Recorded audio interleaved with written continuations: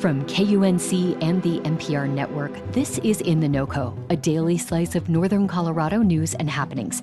It's Tuesday, February 13th. I'm Erin O'Toole.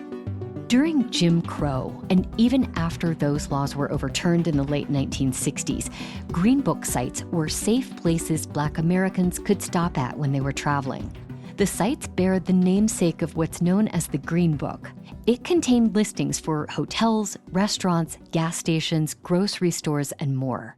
Terri Gentry says her grandparents never left home without that book. So I have to look at both sets of grandparents, my mom's parents and my dad's parents, and the way they had to navigate around this state and around the country for that matter, and making sure that we were safe. Gentry is with History Colorado. She and her team are working to register Green Book sites throughout the state.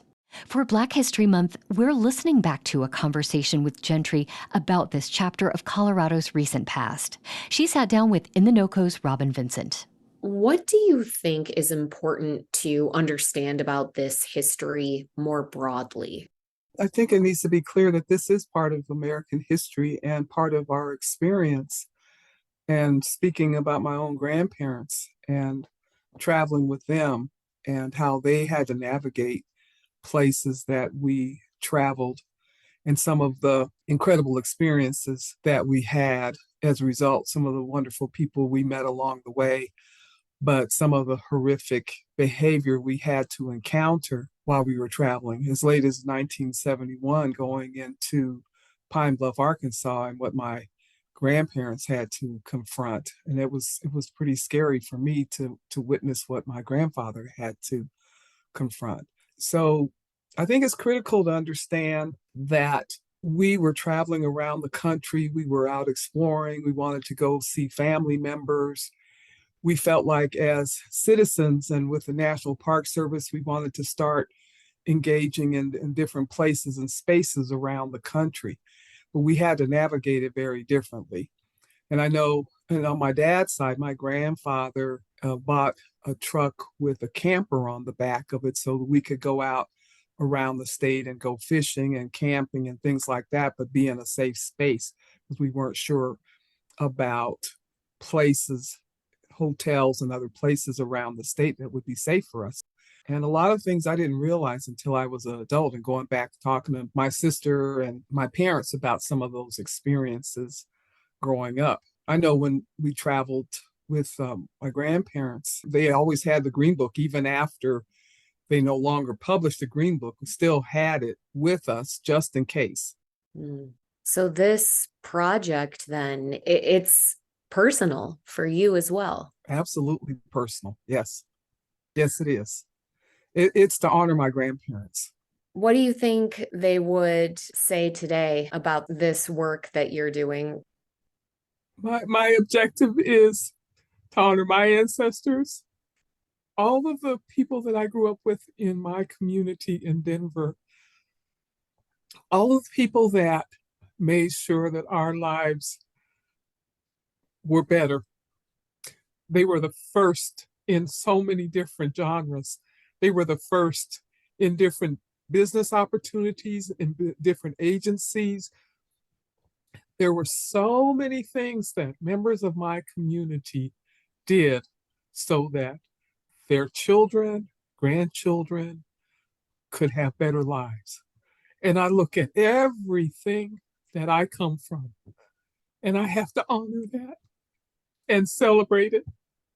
You know, I think about your location. My great-great-grandparents on my mother's side bought land up at Deerfield, Colorado, which was also a safe haven for travelers. And there are places all over the state.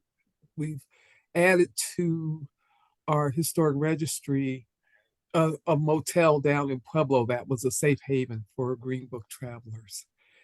We put the AME Church in Pueblo on the historic registry. They were a safe haven for people.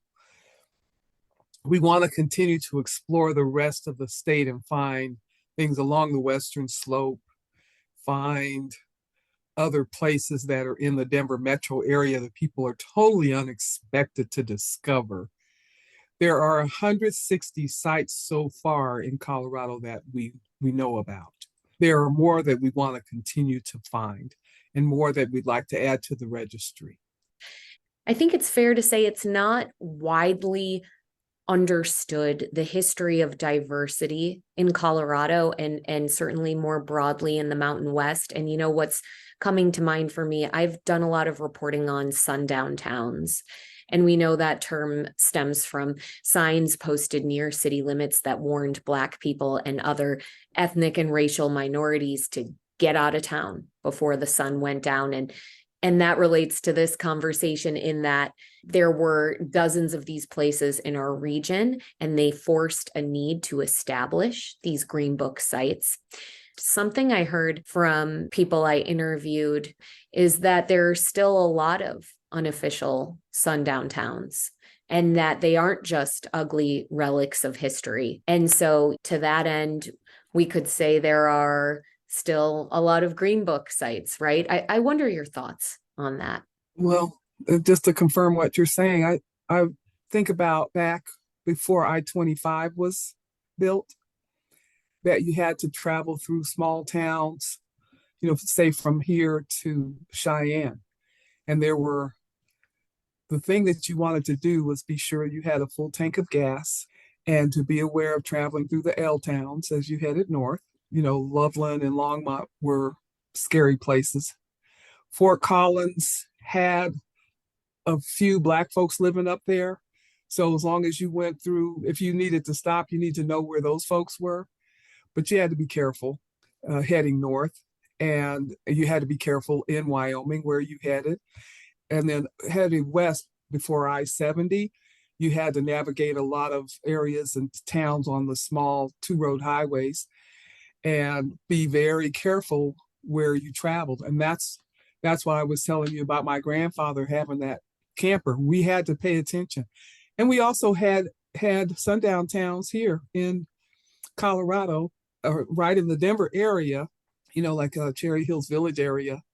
You had to be careful with that. And I'm sure there's some nice folks that live in the Cherry Hills Village area, and we had to go to an event recently, but I was glad to get out of there.